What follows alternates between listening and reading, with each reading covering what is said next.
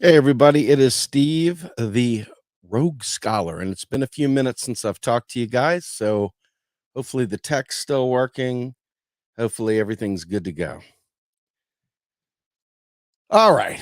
I have not missed this place, folks. I wish I could say I miss it. It's been a real challenge to get back in this seat. Um, had some real hard shit going on, as you guys can imagine. Some of you more privy than others, but just suffice it to say, I had a massive train wreck coming all at the same time, converging on each other, and my heart just couldn't take it anymore, man. I needed a break. Um, in any event, um, frustrated, right? Frustrated because we're here trying to explain how the system works. We're here trying to merge how the system works with socialism, which just isn't done.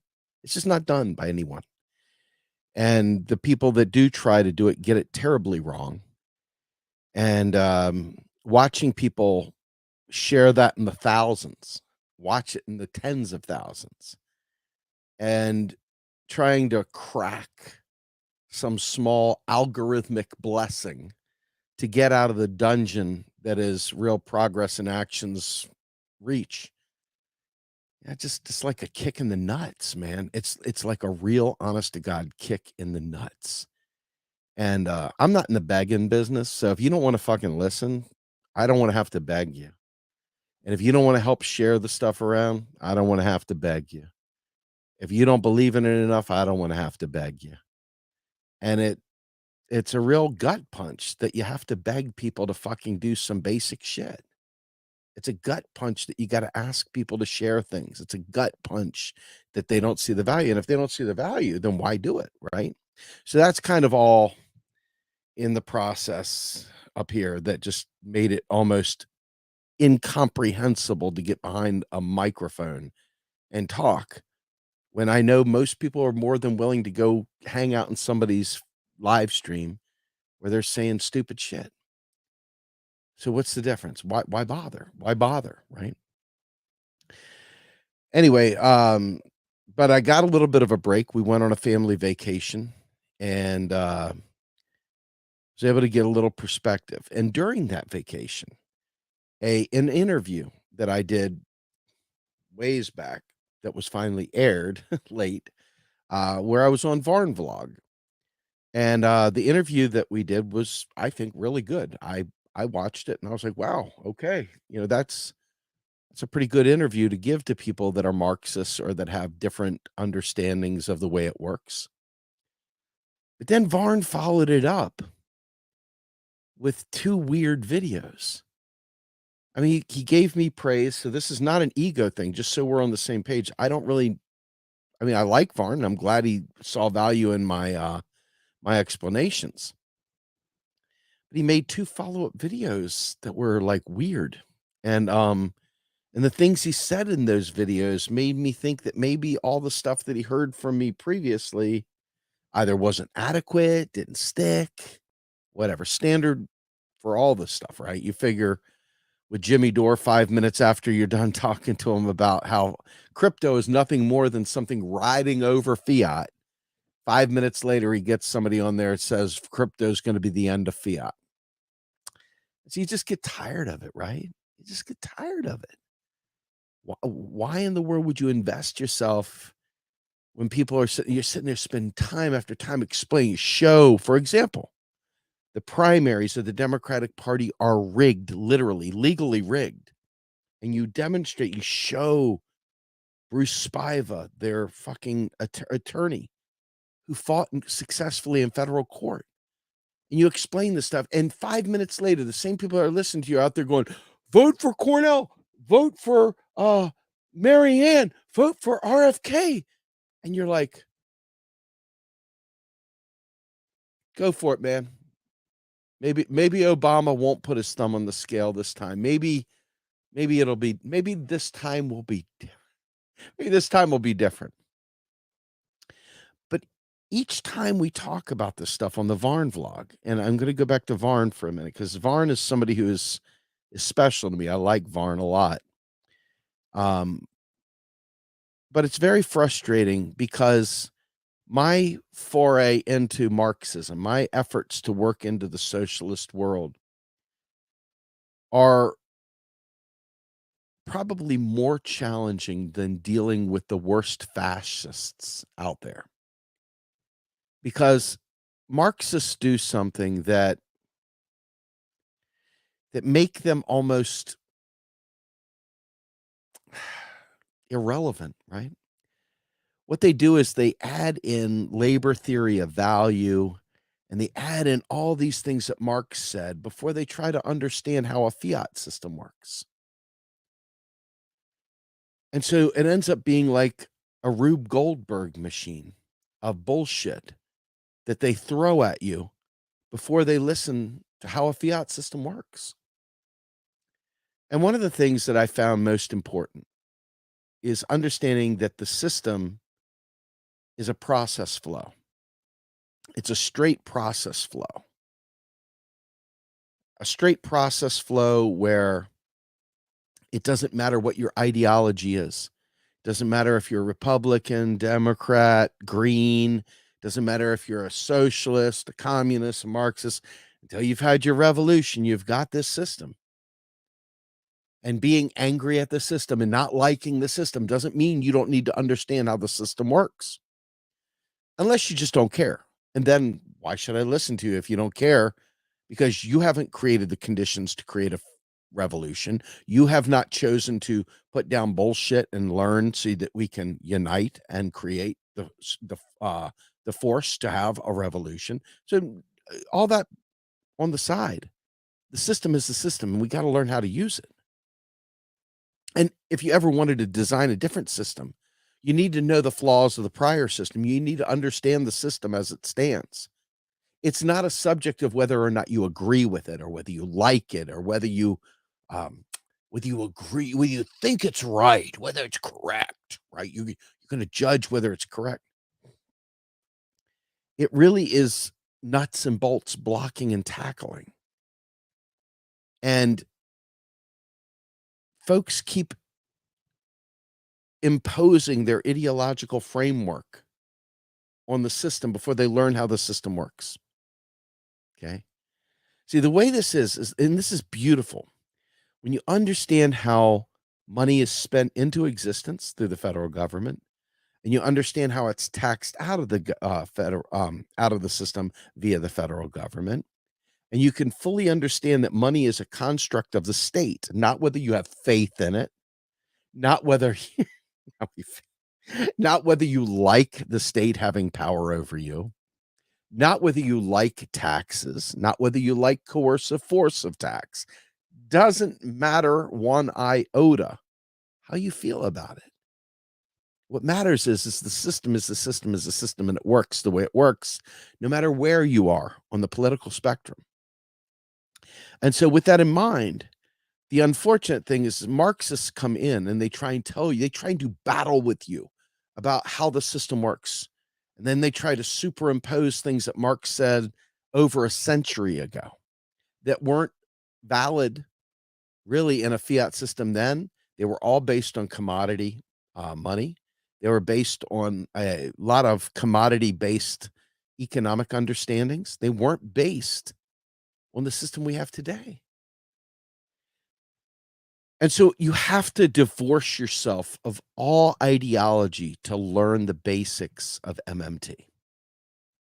Then, once you learn how the system works, then you superimpose your sensibilities, your ideological proclivities, your framework for how you see the world. Because MMT works just fantastic because it doesn't work at all. It's just a lens, right? MMT describes the system.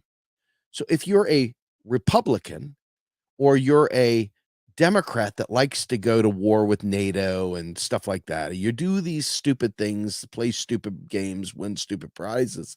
If you're that kind of person, you get off on that shit. Wait till you learn how the system works, and then you can institute your wars. You can institute, all the other bullshit that you guys fetishize about.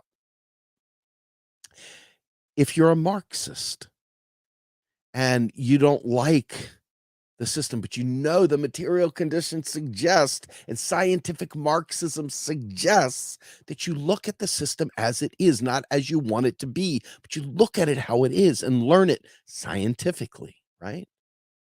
They don't do that. There's a religious component there that they superimpose in front of everything you tell them about how the system works.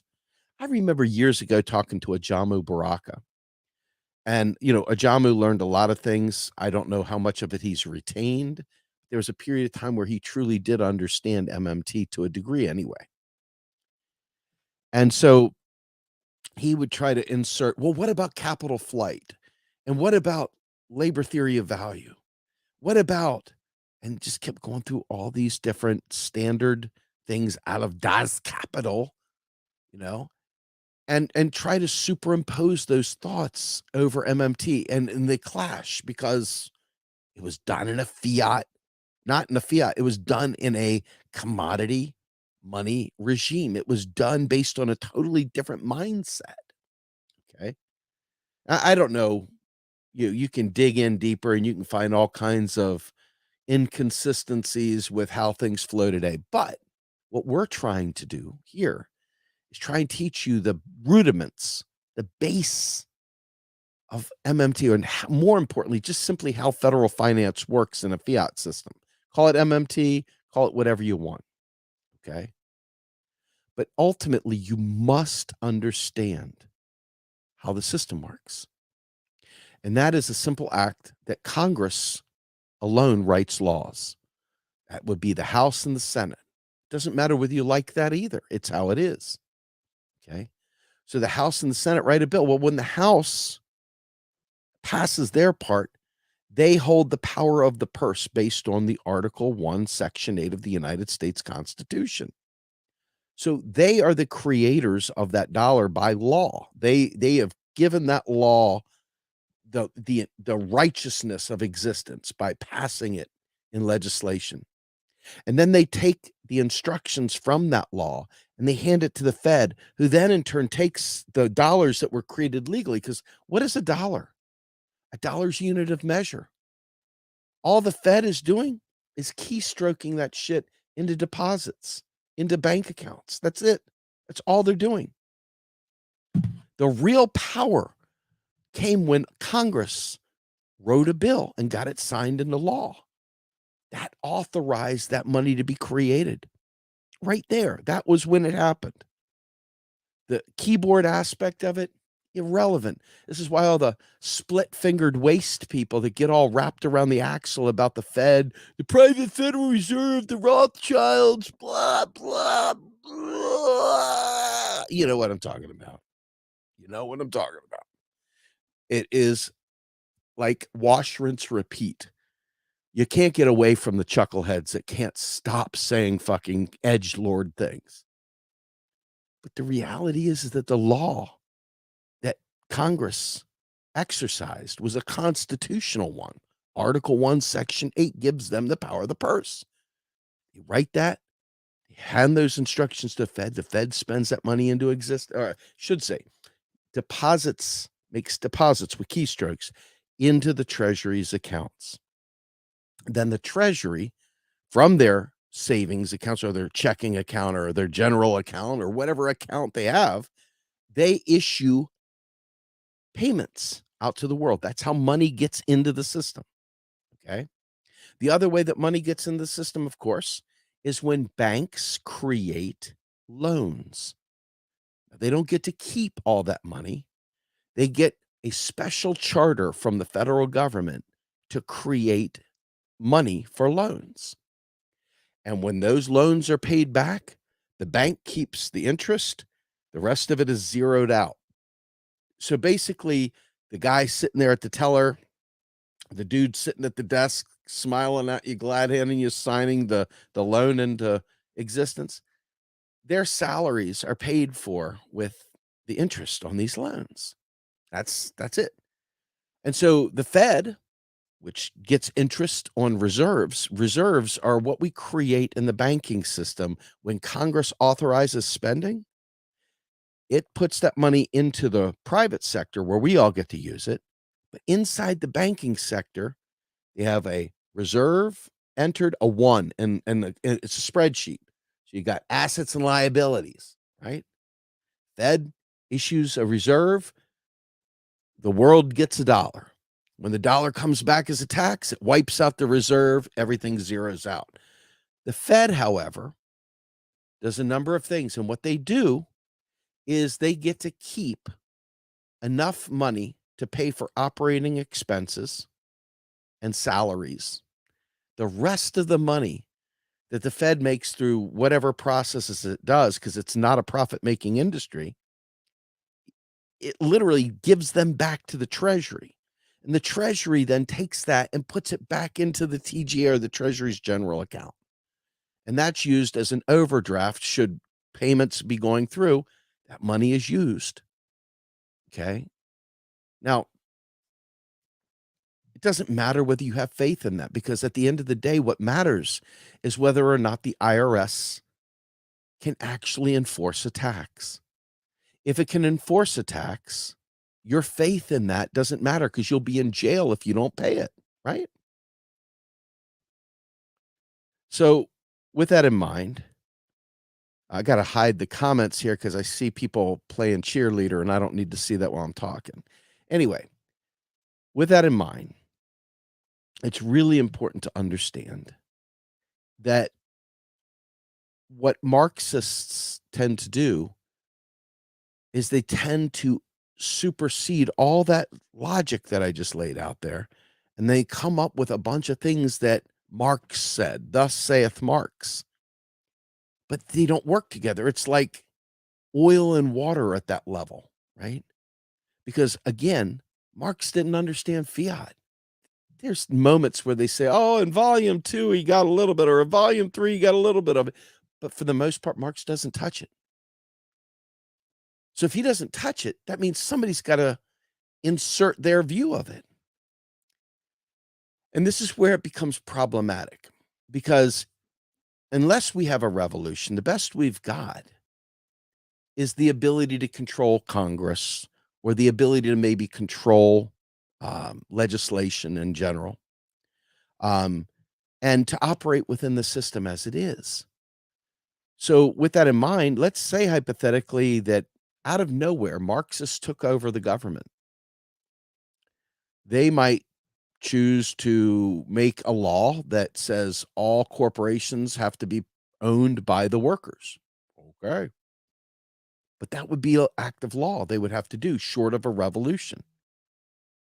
Now, you see, we don't have enough gas for a revolution, and we don't have any Marxists in the political system, really, so to speak. So that presents a whole series of challenges that we can talk about at a different time. It does not, however, change how the system itself works. And one of the other things, the challenging things, is explaining to people.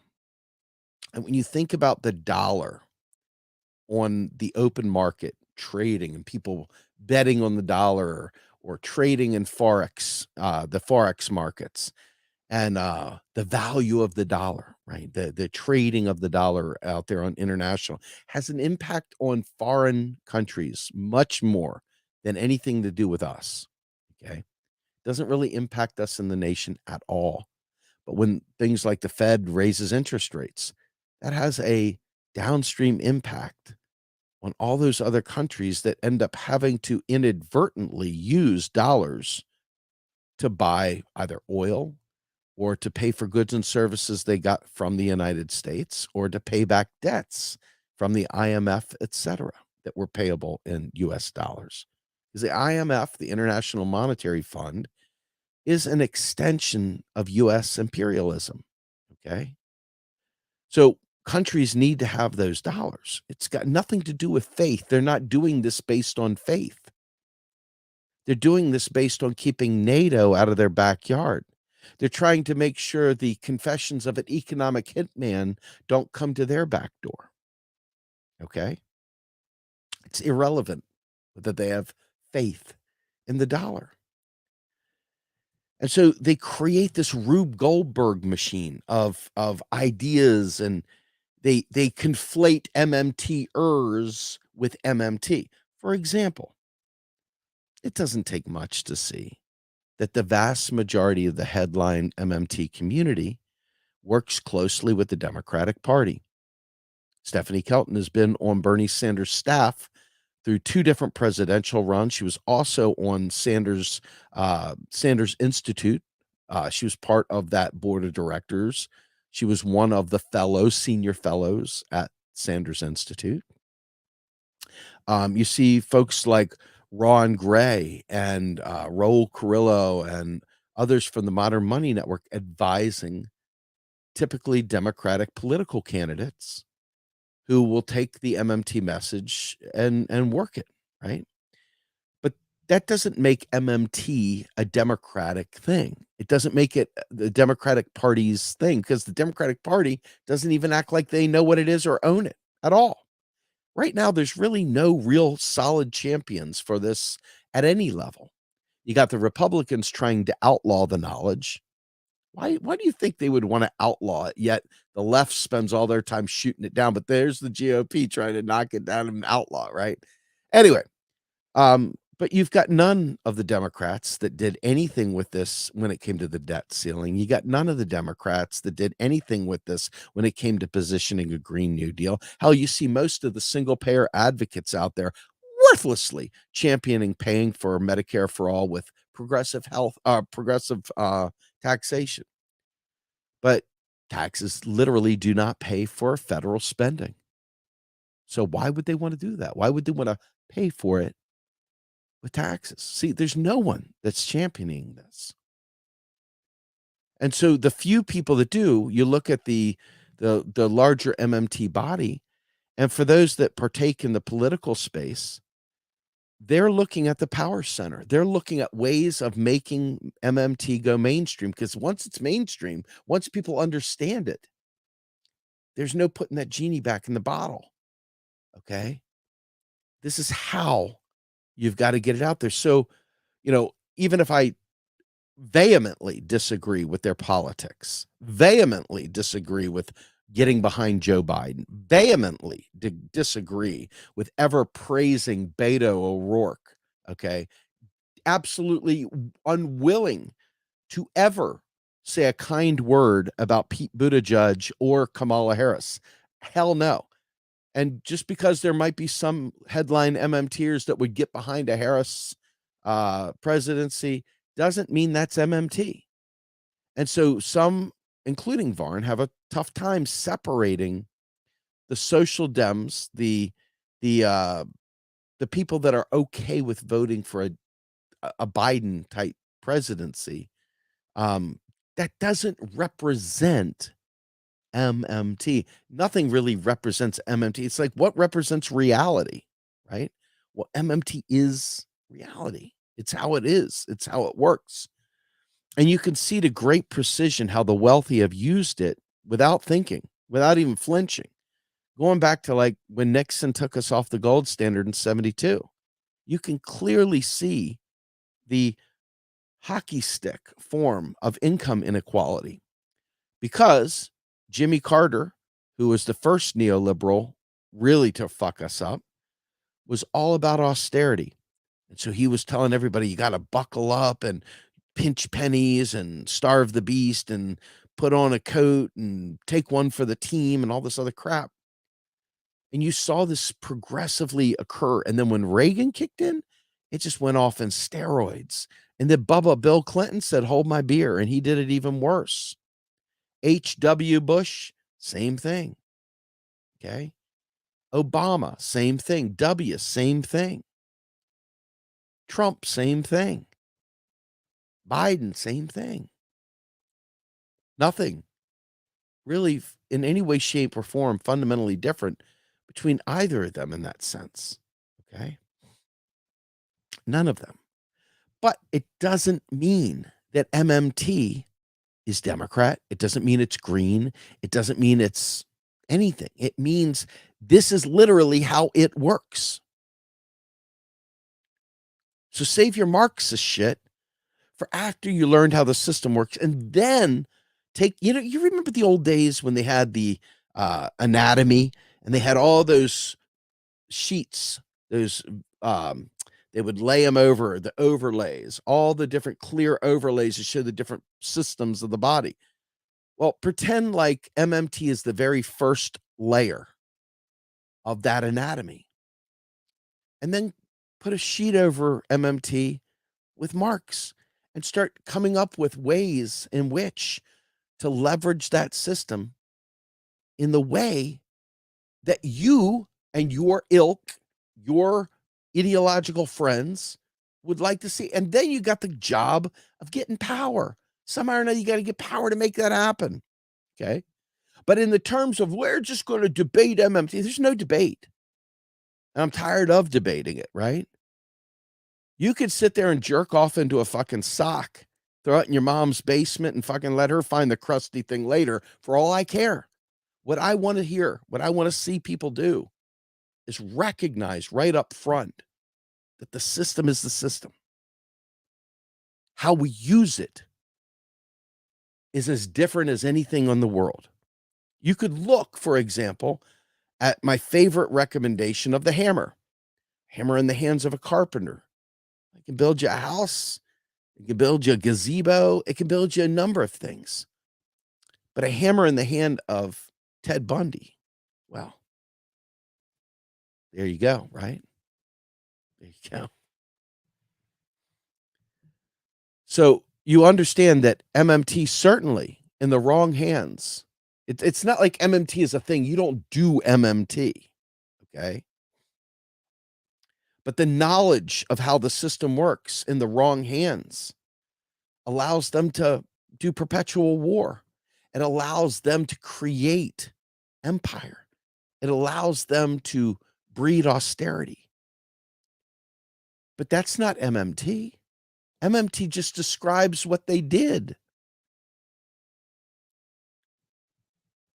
So, to me, the frustration of watching people turn this basic information into a Rube Goldberg machine, leveraging their Rube Goldberg brains, and creating these ridiculous extra things that you have to jump through to understand the most basic shit. It's just too much for me. It's just too much for me. And it wears you out. It steals your joy. You know, it steals your joy. Understanding where inflation comes from. Understanding where, what the effect of interest rates are. Raising interest rates. Understanding the role of reserves. There's nothing to debate. Raising interest rates gives people that already have money more money. It's a basic income for the rich. Okay. The effort, the lie that they tell is the reason they're raising interest rates is to prevent inflation. But by giving rich people more money, what they're doing is basically creating the conditions for inflation. Okay. They're making the poor pay more for the things they need, and they're not achieving anything. But that's not MMT. That's someone's usage of MMT and MMT describing what they've done. I'm probably butchering this for some person out there that just wants to live in the world of Rube Goldberg machines.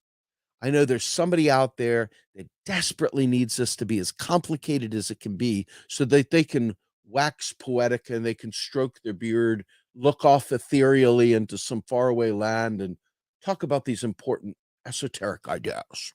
Yeah. So philosophically, the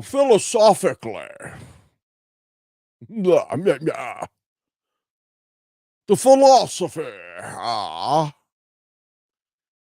that's not where the philosophy kicks in, dudettes. The philosophy is your version of the world. Once you understand the system, how you overlay your ideas with how do I make this thing work? I like jet skiing. I like water skiing. So I get a boat that drives fast enough. Okay, that's my overlay. But the fact is that boats ride on water. That's the system. You want to go fast enough? That's physics. You got to know how fast you got to have the boat to go to keep you above water. That does not change the fact that a boat floats on water. That's it.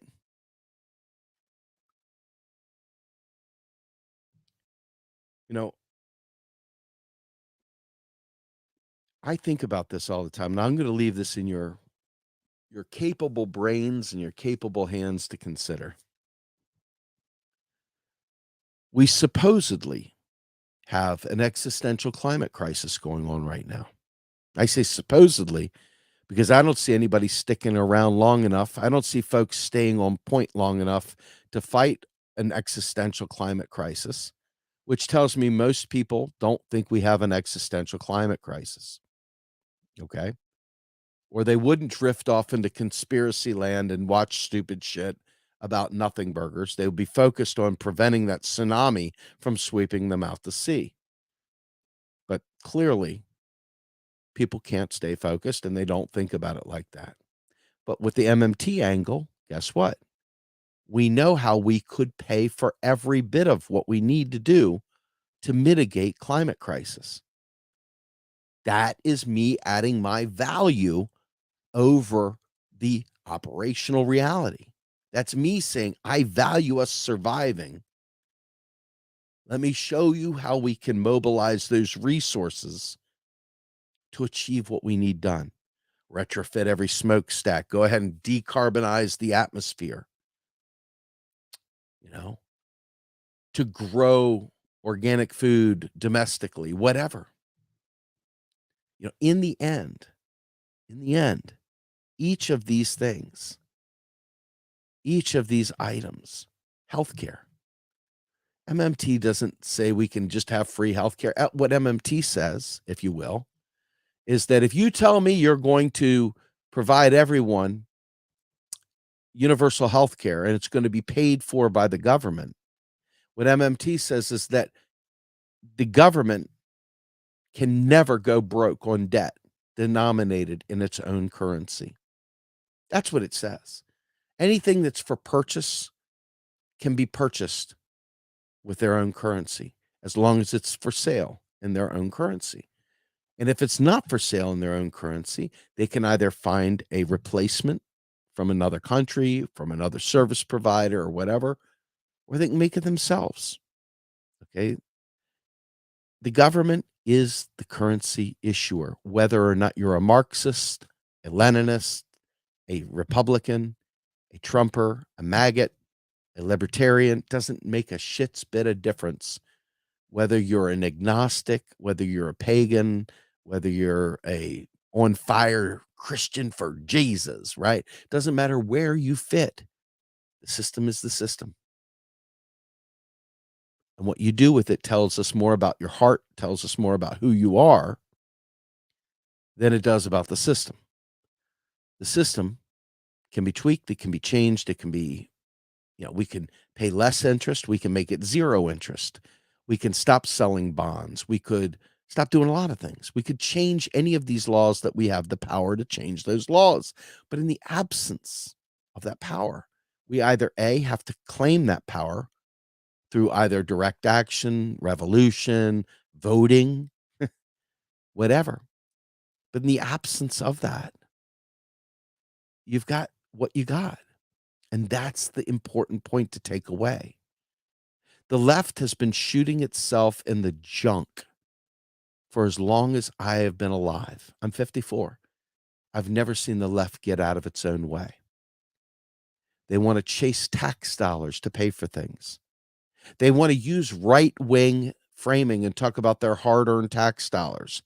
And I don't mind my taxes going up to pay for other people to have health care, pay for school, whatever. And then when you explain to them that's not how it works, they don't care. They go, la, la, la, la, la, not listening. But it's this constant complication, this constant desire to shoehorn. Well, how do you get labor theory of value from your MMT thing, right? Interestingly enough, I got a chance to talk with some people this weekend who brought that very concept up. And Randy Ray had said, in order to talk about having a labor theory of value, you need to have a liquidity preference as well. You need to know your liquidity preference. So you got two things there because a business, right, wrong, or indifferent, has to keep its lights on. It has to know how much money, physical cash it needs to operate so that it can handle things in a liquid fashion. It needs to be able to know how many rainy day dollars it needs. And what is its preference? Does it want to have all of its savings locked up in investments, or does it want to have cash on hand? And how does that work? Now, someone might say, well, we'll just give everyone an equal share of the pie, and then they can contribute a certain amount into the kitty so that the business can do what it needs to do, and they can vote on it, and they can whatever. That's fine. Just remember, Bernie tried to get 60-40 in the board of workers to elites. Elizabeth Warren was even less. I think it was like, I don't think it was 50-50. I think it was more like 60-40 the other way.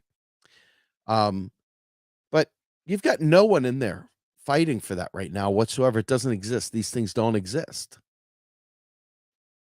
So how do you get past that? Well, you got to get power. And if you're not waiting for Santa and you're not waiting for the Easter bunny and you're not waiting for the tooth fairy, you know that voting hasn't gotten you shit.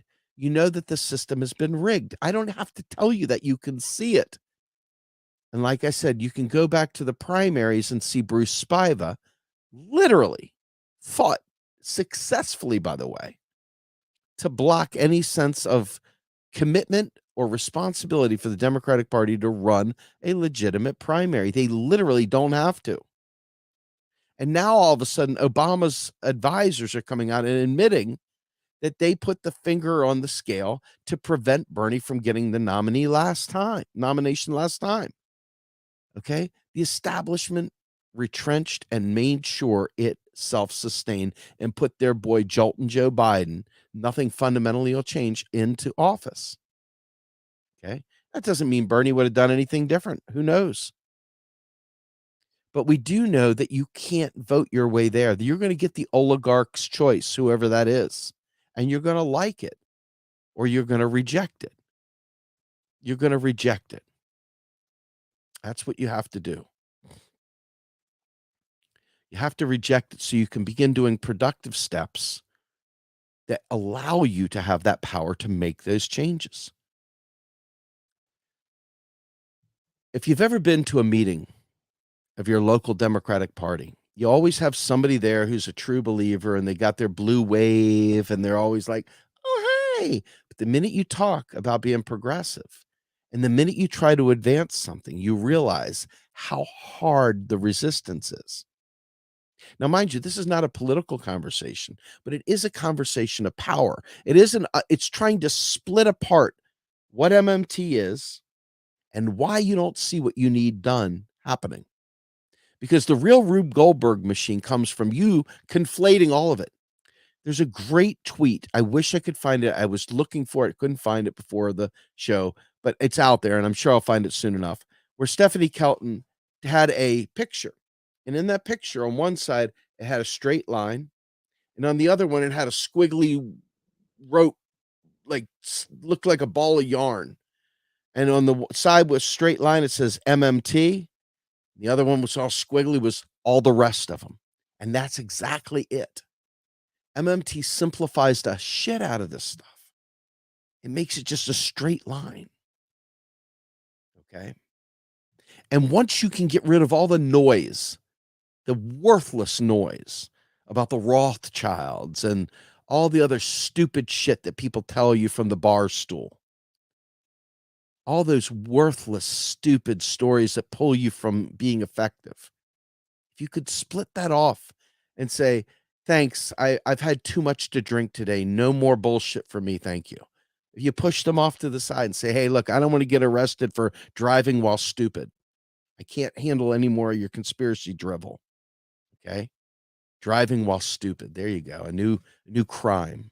driving while ignorant, DWI.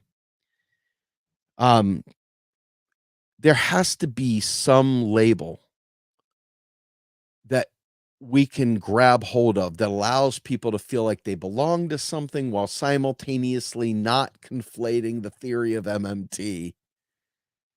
Theory being a proven set of hypotheses, a group of hypotheses that have been proven with data and observed and repeated. To the best of our knowledge at that time, it represents what amounts to be a law until they find other evidence otherwise. But in the case of MMT, MMT is not a theory in the sense that it was born a theory. It was called a theory in a damn blog comment section at Bill Mitchell's website. Somebody said, hey, we should call this MMT, modern money theory. It doesn't make it a theory, but it is the title.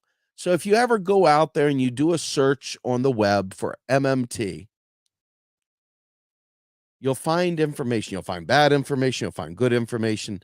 But the problem here is that if you try to put in modern money policy or modern money truth, you're not going to get any hits on internet. You're not going to find what you're looking for. All the work that has been done has either been done under Abel Lerner functional finance. You've got Minsky. You've got, oh my goodness, what the hell is his name? Michael Koleski on full employment and the job guarantee, buffer stock, stuff like that. You find all this stuff that comes together to make up the body of knowledge, which Warren Mosler ironically found on his own as owning a bank. And then it was proven by other people who had all the theoretical frameworks and had done all the academic stuff. And that's where the conversion of operations manager, Warren Mosler, bank owner, knows how the system works infinitely. And then the academics who understand the theories and combine reality with the theories, thus came up with MMT, legally congruent, factually congruent, and again, not subject to your liking or not liking as to whether it's real or not, you know? So that said,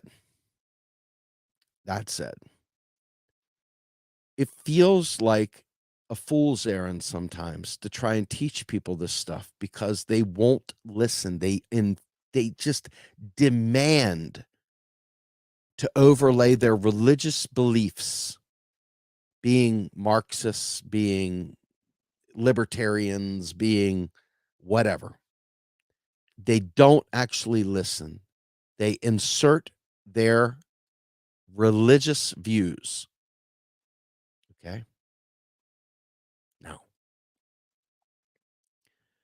There's not nearly enough people that share this information. And there are groups out there that have a very much a tone policey style of doing MMT. That ain't for me. Let me tell you why.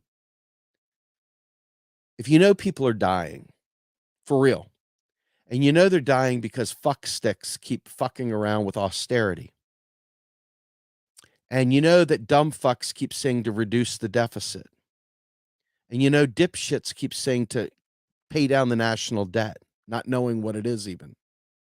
It's the sum total of every untaxed dollar in existence.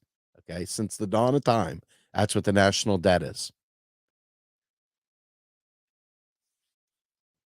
When you understand that stuff and you try to explain it to other people, you realize how very few people are actually advancing it. And so it's like pissing in the ocean. It's like screaming in a pillow. But these tone policers, they want it to be all gentlemanly. They want it to be all kind and sweet. And I've had lengthy conversations with people. And just like the overlay with MMT, they don't understand the urgency of this. See, I'm not willing to let people just die without calling it murder. I'm not willing to allow austerity to be seen as just a policy decision as opposed to an act of violence. But they're willing to allow it to be seen as just a difference of opinion. Oh, there was a time where you didn't know this too, Steve. And that's correct. And there was a time where I was guilty of helping murder people just like you all have been, by standing on the sidelines, by not paying attention, by not learning, by not fighting back. You too have blood on your hands for every person that doesn't have health care, for every person that doesn't have their life together, for every person who's drowning in student debt. And you didn't bother learning MMT. You have blood on your hands, period, full stop. I don't care whether you accept that or not. That's how I see it. And so for me, when I advance my version of this, my way of viewing the world, if you're going to allow the climate to burn around us and not do anything about it, you're guilty. If you're going to allow people to hang themselves and commit suicide because their private debt is too much for them, I blame you too for not speaking up and speaking out and not being enraged about austerity. If you allow people to suffer when you know this and you're not out there actively fighting and teaching people this stuff, I blame you for that. So you could say whatever you want, but in reality, my goal is different, apparently. My goal is not to piss people off. My goal is to make people stop and think about this thing that is boring and that they don't really pay attention to, and that they clearly would rather go watch some bullshit live stream about a conspiracy, okay? Without bringing the heat to this, without helping people understand how deep down the hole this stuff goes, without helping people realize the real lives that are taken out, yes, by medical bankruptcy. People, I'm telling you right now, if you've never been destitute, if you've never been staring down the barrel of huge debt and no way to pay it off, you wouldn't understand what it looks like to look up at the rafters in your basement and wonder which one will be strong enough to hold your noose. And then when you're homeless and you know that we could home people and it wouldn't require your hard-earned tax dollars to do it, we could just provide housing. We could do it. We could provide a job to every immigrant that comes to the United States, including every U.S. citizen that's out of work. We could provide that with a job guarantee. It's not a debate between UBI and job guarantee, but fuck sticks make it one. The problem is that they don't understand economics, so they do what they always do. Oh, I just have a UBI. And when you say anything about it, what happens? The religious nature of their ignorance comes out. When I tell you that Social Security is an existing basic income already that can be modified, tweaked, increased, decreased, changed, and you tell me, well, we need a UBI. And I'm like, we need a job guarantee. We already have a basic income. If you want to fight to fix that, go for it. Again, it really is an overlay, because what I just said right there, that's my personal belief. That's not MMT. MMT didn't say that. What MMT says is that we need a federal job guarantee to fix the problem that the government created by instituting the tax. Because remember, we have tax-driven money. Tax-driven money means that you need to do something to get that money to pay your tax. And so the government, being the person in, or the entity putting that tax on you, has a responsibility to create a way for you to pay your tax. And there's the job guarantee. Okay. Now, I'm not going to make this a UBI job guarantee conversation. Only time I ever talk about UBI is when I'm having to debunk it. It's not about it right now. We always say, hey, we can spend as much money into the economy as we want to. The question is, do we have a an economy that can absorb the money? In other words, do we have goods and services available for purchase in the quantities required based on the aggregate demand of each of us put together? Like, how many of us have teeth that are falling out of our mouth and we need dental services now? And if we had universal dental care, all of us would rush to the dentist at the same time. There's probably a good chance that would happen. A lot of us would be going. A lot of us have probably taken a very, very passive view of our own health and ignored getting the preventative treatments done because we can't afford it. But what if we could? We might suddenly, all of us, go to get preventative treatment done, right? So it wouldn't be about money. It would be about, do we have enough doctors trained? Do we have enough nurses trained? Do we have enough phlebotomists? Do we have enough blah, blah, blah, blah, blah? It's just that simple. It's that simple. But instead, my dear friends who I'm trying to build bridges with on the Marxist side, they can't hear any of this. And they superimpose their belief system over top of it before they learn how the system works. Instead of learning how the system works and then assessing the lens of MMT, not to debunk MMT, because MMT is, whether you like it or not, it's up to Marxists to figure out how they can take what they care about and make it work on that. Or revolution. Remember, there's an option there. But if you don't have the numbers, it doesn't make fuck what you think. Okay? So I say this, and I'm going to check off here in a second. I'm going to walk out of this live stream and thank you guys in advance. But this is so simple, a caveman could do it, literally. The government spends money into existence, it taxes it out. What more do you need to know than that? The limits of spending are real resources. How much real resources do we have? Do we have enough labor? If we do, then we can keep spending. If people are unemployed, that means we have more labor that can be deployed. Keep spending. Okay? We don't just print money. That's the other worthless statement that comes up. Because as we're spending money into existence, that's your printing. We're taxing it out of existence. That's unprinting. We're not just continually printing money and never unprinting it. See, these dipshits don't realize that the tax is the drain for money. Printed money. It's shredding that shit. The tax doesn't get respent. It shreds it. So the economy thrives on new money and bank money brought on by loans. We don't just keep printing money. Fucking stupid, right? Doesn't that piss you off when you hear somebody, what are you going to do, print more money? We're just going to keep printing money. We can't print money forever. Doesn't that make you just throw up in your mouth a little bit when people say that? And it's all because they're superimposing all these other thoughts over the most simple thing in the world.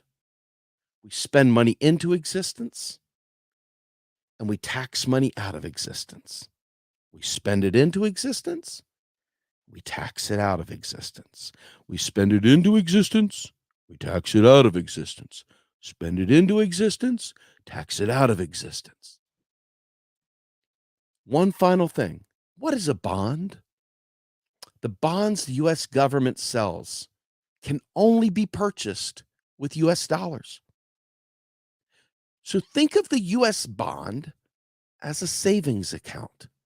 The only difference is that savings account might be a 6-month savings account, a 1-year savings account, a 5-year savings account, or a 10-year savings account. It might even be a 1-day savings account. There's no rhyme or reason to the kinds of bonds that can be created and the term in which they're created. And the interest, it's already been, they know when they say this is going to be a 6-month bond, when they sell that 6-month bond, they already know what the interest will be. They pre-fund it. So keep this in mind. None of MMT has anything to do with your ideological preferences at all. Money is a creature of the state. The unit of account being inch, pound, measurement. It's a measure. It is the states. It's the legal patent of the United States government that, by the way, it created a law, another law called the Federal Reserve Law, which was 1913, the Federal Reserve Act, which was done by Congress, just like the dollar, okay? And the United States government gives charters to banks, federal charters to banks. Here you go. You have the right to operate. Here you go. And here's the conditions which you operate. Guess what we could also do? We could change the charters to banks. We can make banking boring, and we can do anything. But you got to have power. So with that, Steve Grumbine, I am the rogue scholar. I'm a frustrated scholar. And, well,